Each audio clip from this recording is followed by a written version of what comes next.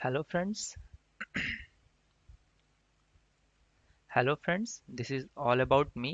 My name is आशीष तिवारी और मैंने BTech किया हुआ एचबीटीए कानपुर से। ये मेरा स्कोर है सीजीएल मेंस के पेपर में। सो फ्रेंड्स, आज हम पढ़ेंगे रिमाइंडर थ्योरम के आगे। लास्ट लेक्चर में मैंने रिमाइंडर थ्योरम के बेसिक टाइप को एक्सप्लेन किया था। यहाँ पे हम लोग उसका सेकंड टाइप पढ़ेंगे। ठीक है फ्रेंड्स। सो जिन लोगों ने फर्स्ट लेक्चर नहीं देखा हुआ रिमाइंडर थ्योरम का, उसे प्लीज़ देखिए। और जिन लोगों ने अभी तक चैनल को सब्सक्राइब नहीं किया है, वो लोग चैनल को सब्सक्राइब कीजिए। सो फ्रेंड्स, ये सेकंड टाइप है। इसमें हम लोग देखते हैं किस टाइप के क्वेश्चंस आते हैं।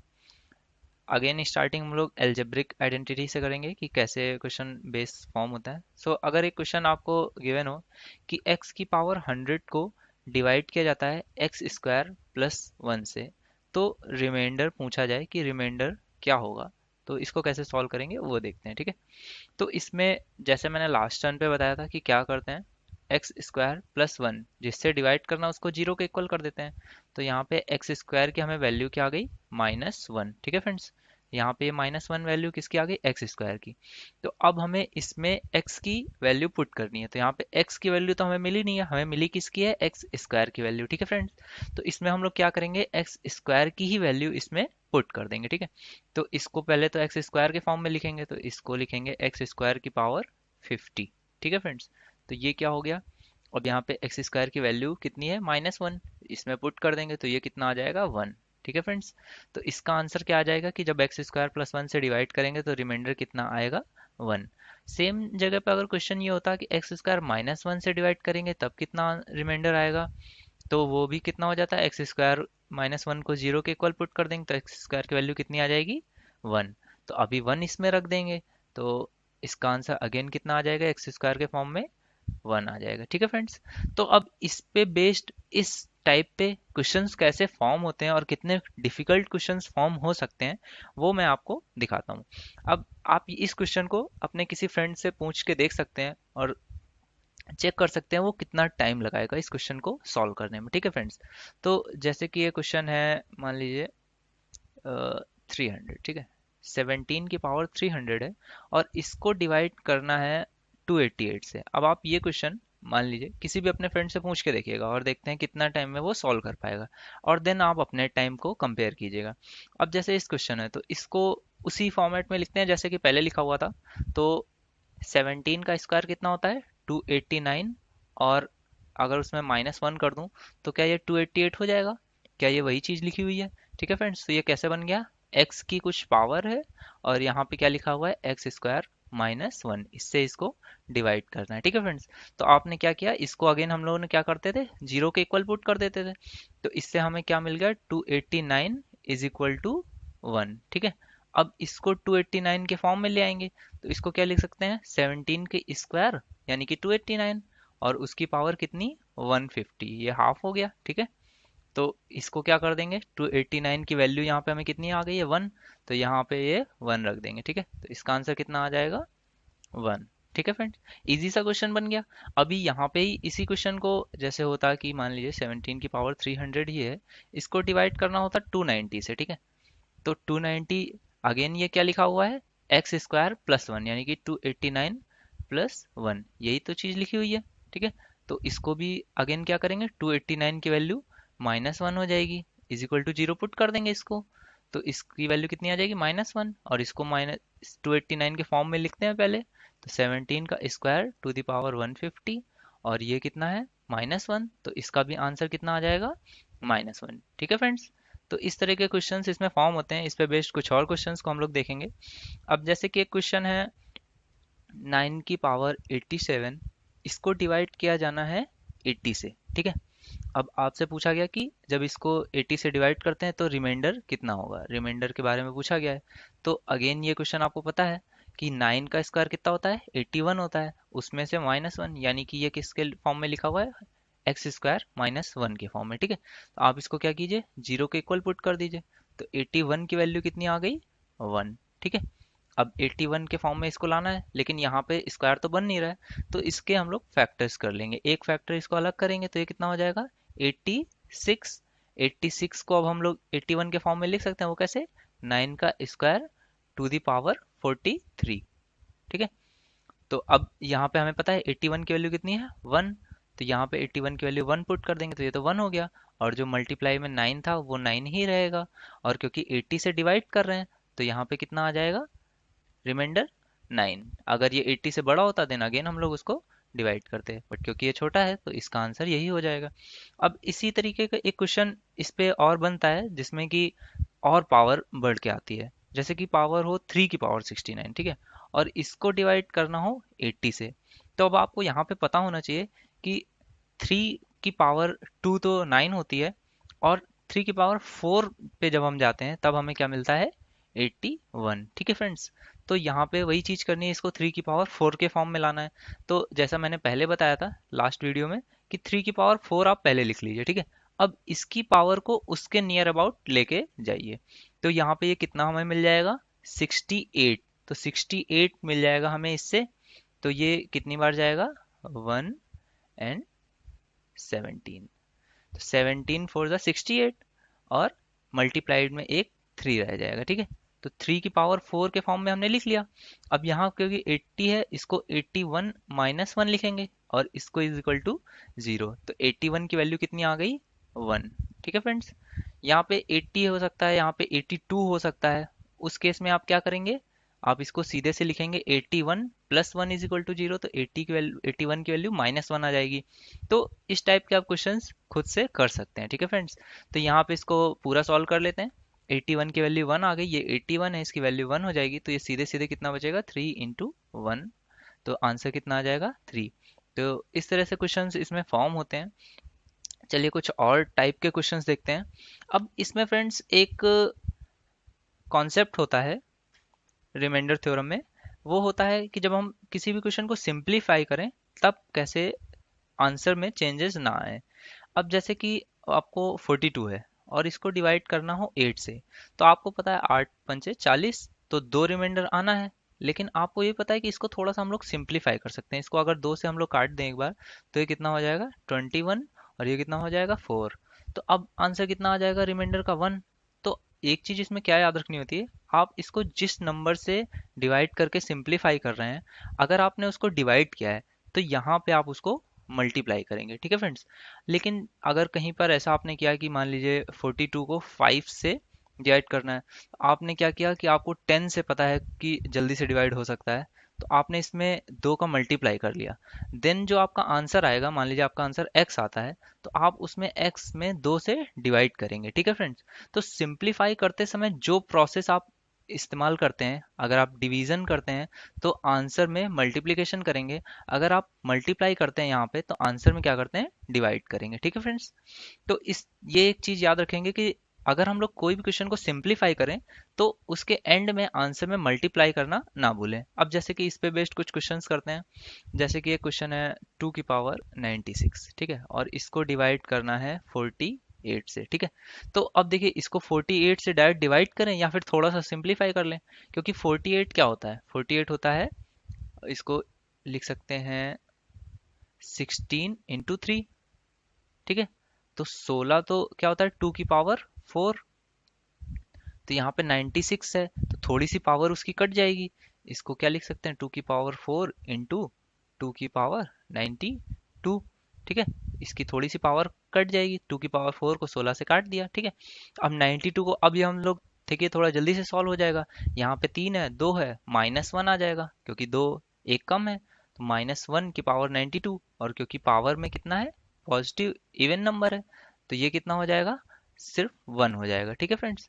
तो यहाँ पे रिमाइंडर कितना आ जाएगा, 1। लेकिन क्या ये फाइनल आंसर होगा, नहीं, क्योंकि आपने कितने से इसको सिंप्लीफाई किया है, डिवाइड करके 16 से आपने इसको डिवाइड करके सिंप्लीफाई किया है। तो इसके आंसर में भी आप क्या करेंगे, 16 से मल्टीप्लाई कर देंगे, ठीक है। आप इसके आंसर में 16 से मल्टीप्लाई करेंगे क्योंकि यहाँ पे डिवाइड किया था आपने। तो इस तरीके से इसका आंसर कितना आ जाएगा, 16, ठीक है फ्रेंड्स। तो इस तरीके का एक और क्वेश्चन सॉल्व करते हैं ताकि थोड़ी और क्लैरिटी आ जाए, अगर आपको किसी को कुछ कम समझ में आया हो तो। चलिए कुछ एक टफ क्वेश्चंस लेते हैं। मान लीजिए 15 की पावर 40 है और इसको डिवाइड करते हैं 100 से, ठीक है। तो ये 100 है, इसको कुछ कट रहा है इसमें इसमें इसको लिख सकते हैं 5 और 3 के फॉर्म में। 5 की पावर 40 मल्टीप्लाइड विथ 3 की पावर 40, ठीक है। और इसको लिख सकते हैं 5 का स्क्वायर, 25 चौके 100 होता है, तो 5 का स्क्वायर मल्टीप्लाइड विथ 2 का स्क्वायर, ठीक है ना। 25 चौके 100, 2 का स्क्वायर, ठीक है। तो अब देखिए यहाँ पे 5 का स्क्वायर कुछ कट जाएगा और ये कितना बचेगा, 38, ठीक है। तो यहाँ पे अब कुछ सिंप्लीफिकेशन हो सकता है। तो इसमें हमने कितने से डिवाइड किया है ये आप याद रखिए, 25 से, यानी कि एंड में 25 से मल्टीप्लाई करना पड़ेगा। तो ये कितना हो गया, 5 to the power 38 multiplied with 3 to the power 40, और इसको डिवाइड किससे करना है, 2 की पावर 2 से, यानी कि सिंपली लिख सकते हैं 4 से। तो अब 4 से डिवाइड करना है, तो अब आपको पता है ये तो बहुत इजी क्वेश्चन हो गया। 4 से 5 को डिवाइड करेंगे तो यहाँ पे कितना रिमाइंडर बचेगा, +1, और यहाँ पे करेंगे तो कितना बचेगा, -1। लेकिन क्योंकि पावर इसकी कितनी है, इवन है, तो ये -1 + 1 हो जाएगा, तो ओवरऑल कितना हमारे पास आ जाएगा रिमाइंडर, 1, ठीक है फ्रेंड्स। और हमने किससे डिवाइड किया था, 25 से, तो फाइनल आंसर में 25 से मल्टीप्लाई कर देंगे, तो ये हमारा फाइनल आंसर कितना आ जाएगा, 25।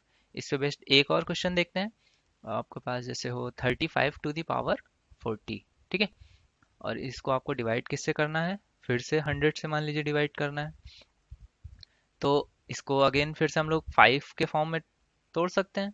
तो ये कितना हो जाएगा, 5 की पावर 40 मल्टीप्लाइड विथ 35 क्या होता है, 5 × 7, तो 7 की पावर 40, ठीक है फ्रेंड्स। तो अब इसमें अपॉन में कितना आ जाएगा, 5 की पावर 2 मल्टीप्लाइड विथ 4, ठीक है। तो अगेन ये 5 की पावर 2 इससे कट जाएगी और ये कितना बचेगा, 38, ठीक है।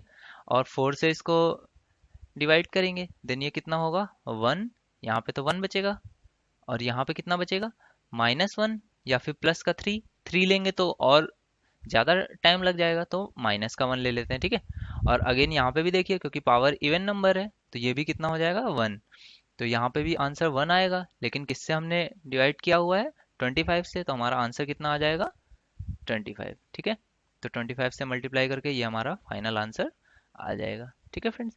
तो ये इस पे दो कॉन्सेप्ट्स थे कि अगर हम किसी भी क्वेश्चन को सिंप्लीफाई करते हैं, देन आंसर में उस नंबर के अगेंस्ट प्रोसेस में मल्टीप्लाई या डिवाइड कर लेते हैं, तभी हमारा फाइनल आंसर आता है। अब इसमें हम लोग कुछ और चीज़ें पढ़ेंगे, जैसे कि फ्रेंड्स अगर इस पे क्वेश्चन आता है फैक्टोरियल पे बेस्ड, कई बार पूछता है कि फैक्टोरियल पे बेस्ड क्वेश्चन को डिवाइड कराता है और तब रिमाइंडर पूछता है। तो इस पे करते हैं, आपको फैक्टोरियल का पहले बेसिक सा नॉलेज दे देता हूँ। अगर फैक्टोरियल 1 है तो 1 ही उसकी वैल्यू होती है। अगर फैक्टोरियल 2 है तो उसमें होता क्या है, उससे छोटे जितने भी नेचुरल नंबर्स हैं उनसे मल्टीप्लाई होता है वो, ठीक है। 2 मल्टीप्लाइड विथ 1, जैसे 3 फैक्टोरियल है तो उससे छोटे सभी नंबर से उसमें मल्टीप्लाई होता है, 3 × 2 × 1।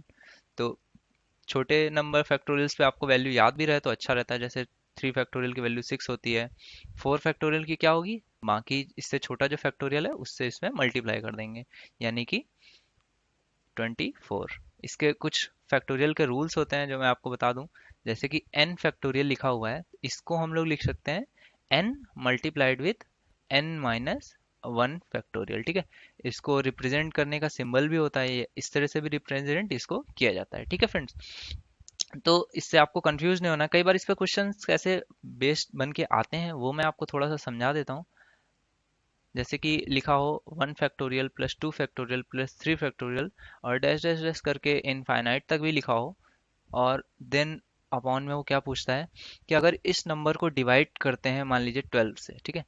तो 12 से डिवाइड करने के बाद वो पूछता है कि अब बताओ अगर इस नंबर को 12 से डिवाइड करते हैं तो रिमाइंडर क्या आएगा। तो कई लोग काफ़ी कंफ्यूज हो जाते हैं कि इतना बड़ा नंबर है इनफाइनाइट तक, क्या हम लोग 12 से डिवाइड करते रहेंगे, नहीं बिल्कुल नहीं। तो इसमें आपको करना क्या है, एक्चुअली इसमें कॉन्सेप्ट क्या लगता है कि ये जो नीचे नंबर लिखा होता है ये कितना ही बड़ा नंबर क्यों ना हो, फैक्टोरियल्स की जो वैल्यू होती है वो बहुत तेजी से बढ़ती है। आप जैसे यहाँ पे देखिए, पहले कितनी है, 1, फिर 2, फिर 6 एंड फिर 24।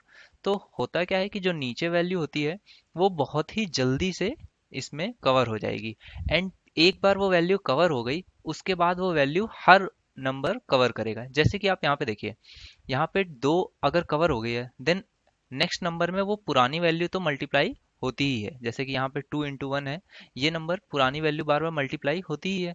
सो इसलिए जैसे यहाँ पे 12 है तो ये पुराने वैल्यू इसमें एक बार जब हमें इसमें 12 मिल जाएगा, देन उसके आगे के नंबर से हमें कोई मतलब नहीं रह जाएगा।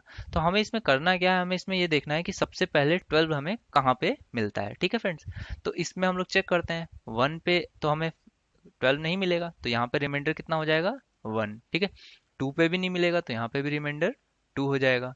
3 पे 6 बन जाएगा, तो रिमाइंडर 6 रहेगा, क्योंकि अभी भी 12 नहीं बना है। लेकिन जब आप 4 पे जाएंगे, 4 फैक्टोरियल पे, तो ये कितना हो जाएगा, 24। तो ये क्या 12 से पूरा पूरा डिवीजन इसका चला जाएगा? जी हाँ, बिल्कुल चला जाएगा। तो इसके आगे आप जब भी मल्टीप्लाई करेंगे 5 फैक्टोरियल या 6 फैक्टोरियल, इन सभी में ये 24 का मल्टीप्लाई तो होगा ही, यानी कि ये डिवीजन कंप्लीटली हो जाएगा। ठीक है, तो इसके आगे हमें देखने की जरूरत ही नहीं है, इसके आगे वो इनफाइनाइट तक हो या कहीं भी हो, आपको सिर्फ इतने नंबर से अब मतलब रह गया। तो ये इनकी वैल्यूज आप सम अप कर लीजिए। 6 प्लस 2 प्लस 1, यानी कि कितना हो गया, 6 2 8 एंड 1 9। आपका आंसर कितना आ गया, 9। ठीक है, अगर सेम क्वेश्चन होता, मान लीजिए आपको क्वेश्चन है कि 1 फैक्टोरियल प्लस 2 फैक्टोरियल प्लस ऐसे ही करके इनफाइनाइट तक फैक्टोरियल्स ऐड हुए हैं, और उनको डिवाइड करने के लिए बोल रहा है किससे, 18 से। ठीक है, थोड़ी सी बड़ी वैल्यू चलिए ले लेते हैं 18, एंड देन पूछता है कि रिमाइंडर क्या होगा। ठीक है फ्रेंड्स, तो इस पे भी सेम चीज है, कुछ भी नहीं करना, हमें ये देखना है कि 18 सबसे पहले कहाँ पे बन जाएगा, क्योंकि उसके बाद तो वो रिपीट होता रहेगा, और उसके आगे की वैल्यूज का हमें कोई ही मतलब नहीं रह जाएगा। तो यहाँ पे 4 तक हमने देखा, यहाँ पे 1 पे 1 बनता है, 2 पे 2, 3 पे 6, 4 पे 24, और 5 पे देखते हैं क्या हमें 18 मिल जाएगा। तो यहाँ पे 5 पे कितना बनेगा, 24 में 5 का मल्टीप्लाई कर दीजिए, ये कितना हो गया, 120। क्या 120 18 से कम्प्लीटली डिविजिबल है? जी नहीं, तो ये भी कम्प्लीटली डिविजिबल नहीं है। लेकिन जब हम लोग 6 पे जाते हैं, तब हम लोग क्या देखते हैं, 120 मल्टीप्लाइड विथ 6, ये 18 से कम्प्लीटली डिविजिबल है। जैसे कि 6 से ये 18 कट जाएगा, 3 बचेगा, और 3 से डिवाइड करेंगे तो ये 12 कट जाएगा। तो ये 6 जो है फैक्टोरियल 18 से कम्प्लीटली डिविजिबल हो जाता है। तो 6 और इसके आगे की वैल्यू से हमें कोई मतलब नहीं रह जाता। यहाँ पे कुछ भी लिखा हो वो सभी जो है 18 से डिविजिबल होंगे। तो अब आपको कहाँ तक देखना है, सिर्फ 5 फैक्टोरियल्स तक। तो यहाँ पे आप इनको देखते जाइए, इन नंबर्स को अब आप सम अप कर लीजिए और आपका आंसर आ जाएगा। तो 6 और 2 8 और 1 9, और 24 33, और 120 और 33 कितना हो जाएगा, 153। इसको आप 18 से डिवाइड कर लीजिए और आपका आंसर आ जाएगा। तो इसका रिमाइंडर कितना आ जाएगा, 9। 18 से डिवाइड करेंगे, 18 अट्ठे 144 और 9, तो ये इसका आंसर हो जाएगा। So thank you so much friends, next video में मिलेंगे कुछ और ट्रिक्स के साथ। Thank you.